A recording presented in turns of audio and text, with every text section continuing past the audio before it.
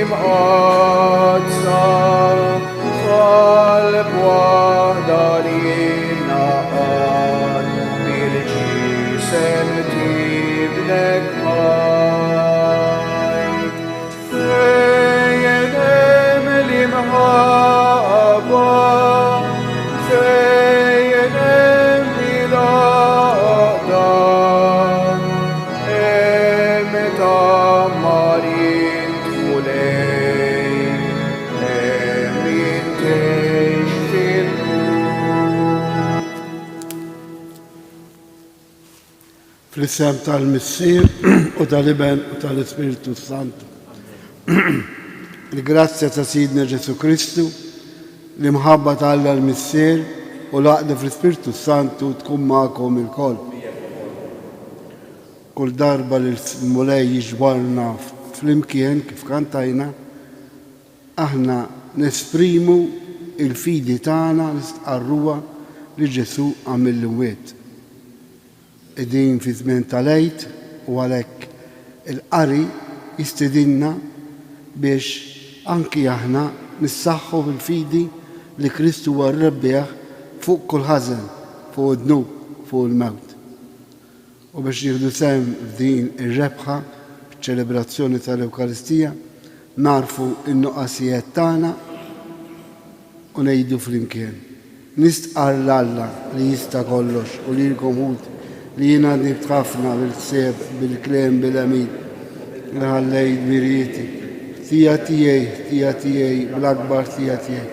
Għalhekk nitlob lill-imqazza Marija dejjem Verġni, lill-anġu l-qaddisin kollha u lilkom ħuti biex titolbu għalija il-mulejja l-għadha. Iħenna lina Alla li jista' kollox jaħfrilna dnubitna u jwassalna għal ħajja ta' dejjem. Mulej ħnina, Kristu ħnina, mulej ħnina. Il-qoddisa din nofruha għal Marija Buħaġġar u nagħmlu wkoll it-tifkira ta' San Pio Ħamsa. Nitolbu u Alla int għanqalt fil-Knisja tiegħek il-Papa San Pio Ħamsa biex iħares il-fidi u biex jaħseb u jħabbrek ħalli tingħata lilek qima aktar xierqa. Bit-talb tiegħu għatina li nissibu fil-misteri tiegħek fidi mħeġġa u mħabba ħajja. Bibnek Ġesu Kristu Sidna li hu Alla u miegħek jgħix u jsalta flimkien mal-Ispiritu Santu għal dejjem ta' dejjem. Qari mill-ktieb tal-Atti tal-Apostli. F'dawk il-jiem l-att tad-dixxiepli kien qiegħed jiżdied għalhekk sar xi tgergir mill-Lud Griegi kontra il-Lud għax derilhom li ma kienx hemm min joħsib ir-romol tagħhom fil-Ministeru ta' kuljum. Għalhekk it-tnax sejħu l-ġemgħa tad-dixxieplu qalulhom mhux sewwa li aħna inħallu l-kelma ta' Alla biex naqdu fl-imwejjed. Mela l-aħwa ħudu ħsieb u għażlu minn fostkom 7 irġiel li għandhom isem tajjeb u li huma mimlijin bl-ispirtu u bl-erf u nħallu din il-ħidma f'idejhom u aħna nagħtu ruħna għat-talb u għall-Ministeru tal-Kelma. Dan il-kliem oġob lill-ġemgħa kollha u għażlu lil Stifnu, bniedem mimli bil-fidu bl-Ispirtu Santu, lil Filippu, lil Prokoru, lil Nikonar, lil Timon, lil Parmena u lil Nikola, proselita minn Antiochja, lil dawn resquhom quddiem l-Apostli li talbu edu jdejhom fuqhom. U l-kelma ta' Alla kienet tixtered dejjem aktar, l-att tad-dixxiepli kien jiżdied ħafna f'Ġerusalemm u kotra kbira ta' qassisin kienu joqogħdu għall-fidi. Il-kelma tal-mulej. Salm responsorjali. Alleluja, alleluja, alleluja. Għannu ġusti bil-ferħ lill-mulej, jixirqilhom ifaħruh in-nies sewwa. Faħru l-mulej bid-daqq taċ-ċetra, għannulu fuq l-arpa b'10 kordi, ngħidu alleluja, alleluja, alleluja. Għas-sewwa hi l-kelma tal-mulej, kollox bil-fedeltà huwa għamel u jħobb id-dritt bis-sewwa bit-tjieba tal-mulej mimlija l-art. nejdu. Ara għajnejn il-mulej fuq dawk li jibżgħu minnu, fuq dawk li jittamaw fit-tjieba tiegħu biex jeħilsilhom il-mewt ħajjithom u jaħjihom fi żmien il-ġuħ. Alleluja, alleluja, alleluja. Inqumu bil-wifqa. Alleluja.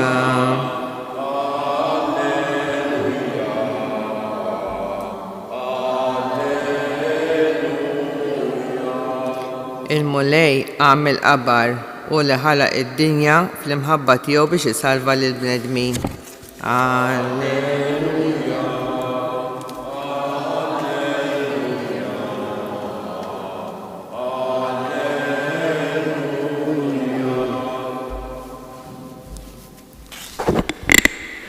Il-mulej ma'kom. Qari mill-Vanġelu skont San Ġwan.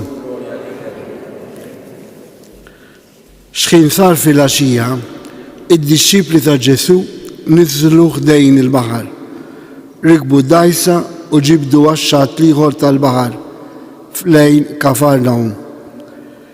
Kien ġadalam u Ġesu kien għaddu ma ġiex jilħaqhom. Il-baħar kien qam sewwa għax kien qiegħed jonfoħ riħ qawwi. Mela wara li kienu qatfu xi 25 jew 30 stadju, raw lil Ġesu miexi fuq il-baħar riesa lejn id-dajsa u beżgħu. Imma hu qalilhom jiena hu la tibżgħux. Għalhekk ridu itellgħuh fuq id-dajsa iżda minnu fih id-dajsa messet l-art fejn kienu sejrin. Il-kelma tal-mulej.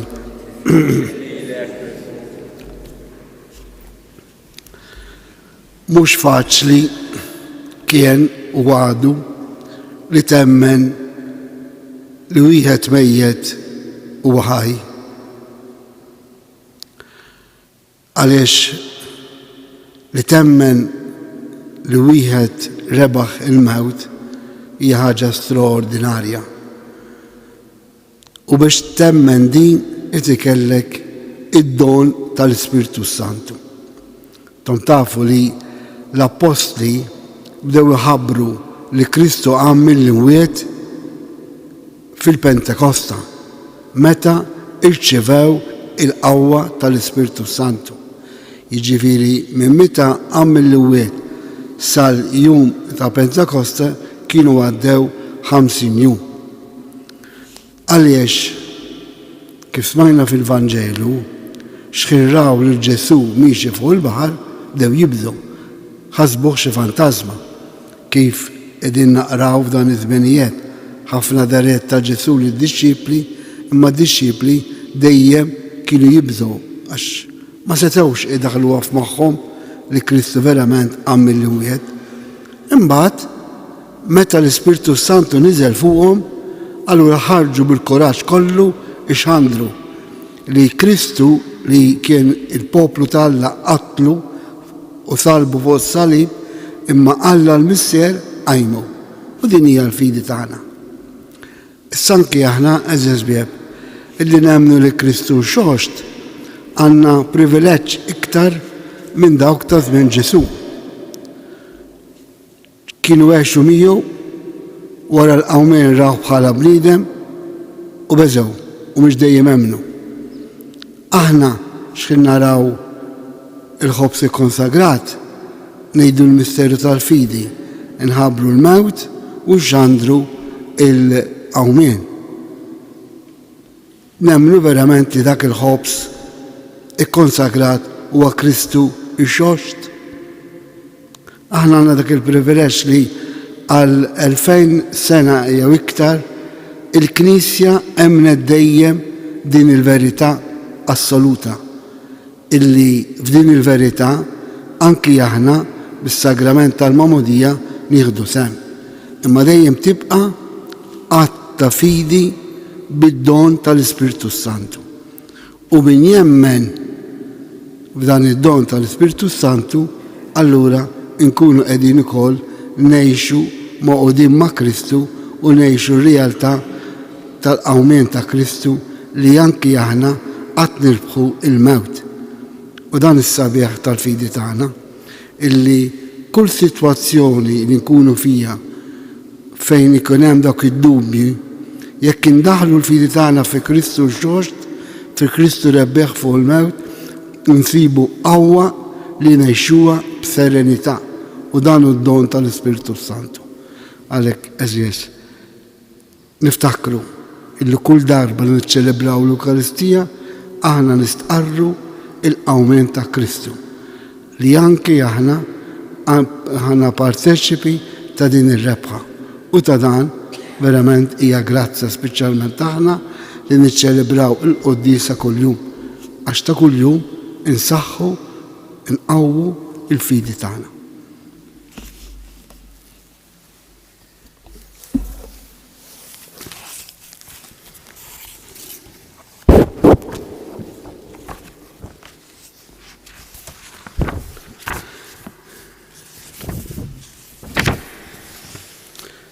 Bil-misteru tal-Eid, aħna sirna poplu tal-mifdijin. Nitolbuh biex inxandru l-emejjer kbar tal-mulej li sejħinna mid-dlam għad-dawn. U għalhekk nitolbuh bir-rebħa ta' Kristu salva l-mifdijin tiegħek mulej. Bir-rebħa ta' Kristu salva l-mifdijin tiegħek mulej. Għad-diakoni biex ċaqdu bil-ferħ il-ministeru tagħhom fil-Knisja bħala għajnuna l-isqijiet fix-xandir tal-kelma, fil-liturġija u fil-karità lejn il-foqra nitolbu. Bir-rebħa ta' Kristu salva l-mifdijin tiegħek mulej.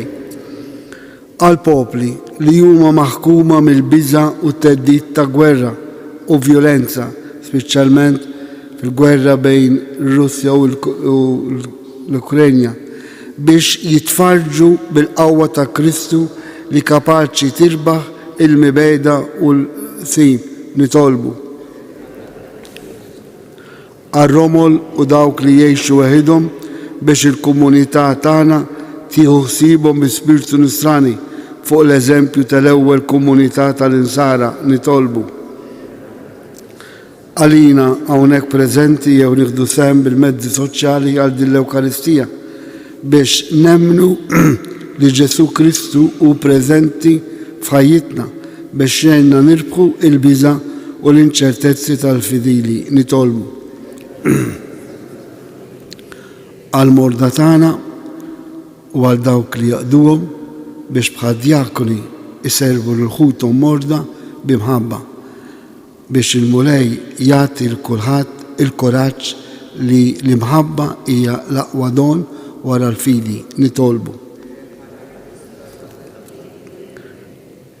Talba l-benefatturi ta' dan is-santwarju biex il-grazzja ta' Alla takkompanja lil dawn lub ġenerusi nitolbu. Ir-rebħa ta' Kristu salva l-mifdijin tiegħek mulej. U fl-aħħar nitolbu skont l-intenzjoni personali tagħna.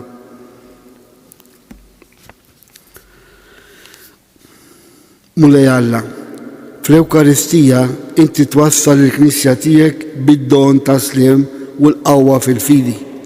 Għatina grazzja li naqdu ma' Kristu rebbieħ fuq il-mewt biex nibnu ta' kuljum is-saltna tiegħek fid-dinja bi Kristu Sidna.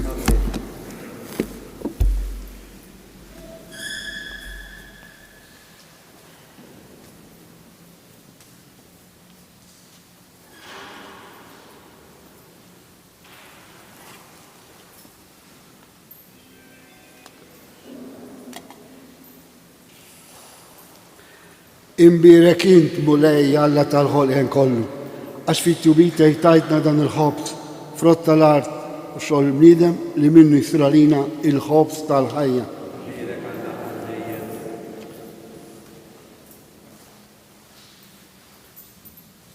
Bil-misteru ta' dal-ilma u l-imbid nieħdu sehem fin-natura divina ta' Kristu kif hu jissieħeb magħna fin-natura tagħna il-bnedmin. Imbirek int mulej Alla tal-ħolqien kollu, għax fit-tubita jtajtna dal-imbit li din nofrulek, frott tad-dili u xogħol bniedem li minnu jisralina x-xorb tar-roħ.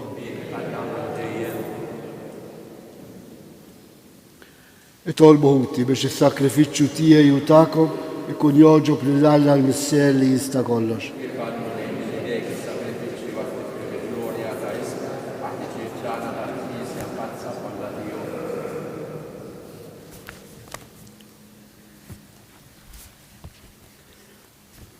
Bit-tiba tiegħek mulej qaddes dawn id-doni u ilqa' s-sakrifiċċju li qegħdin nofrulek. Għamel li aħna wkoll inkunu offerta li tibqa' l dejjem quddiemek bi Kristu Sidna. Il-mulej magħkom. Nerfgħu qlubna l fuq.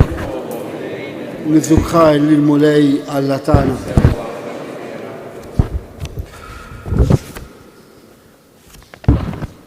Sewwa u xira tas-sew.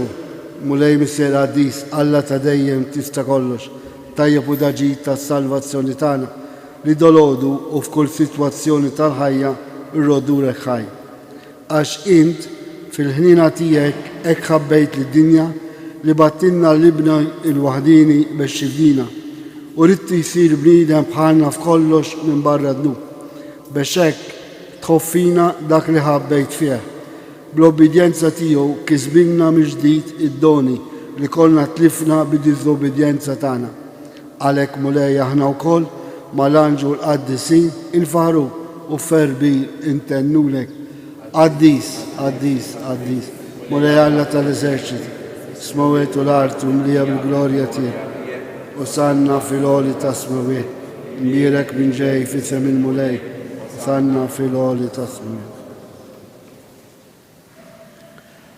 Qaddis tas-sewint mulej inti l-għajn ta' kull dusija. Qaddes għalhekk nitolbuk dan l-offerti bil-barka tal-Ispirtu tiegħek biex isiru għalina il-ġisem u d-dem ta' Sidna Ġesu Kristu. Li meta kien se jingħata biex mir-raj ħibati ħal ħobs, ratt il-ħajja, qasam tal id-dixxipli tiegħu u qal: ħudu u kulu il-kol minn dan, għax dan huwa ġismi li jingħata għalikom.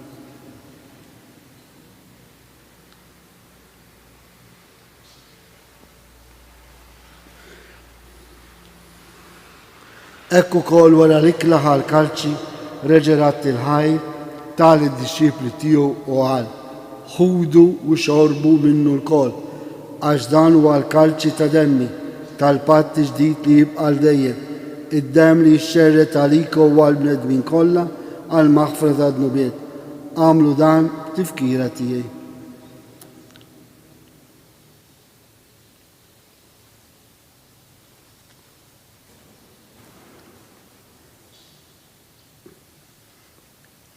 Danu il-misteru tal-fidi.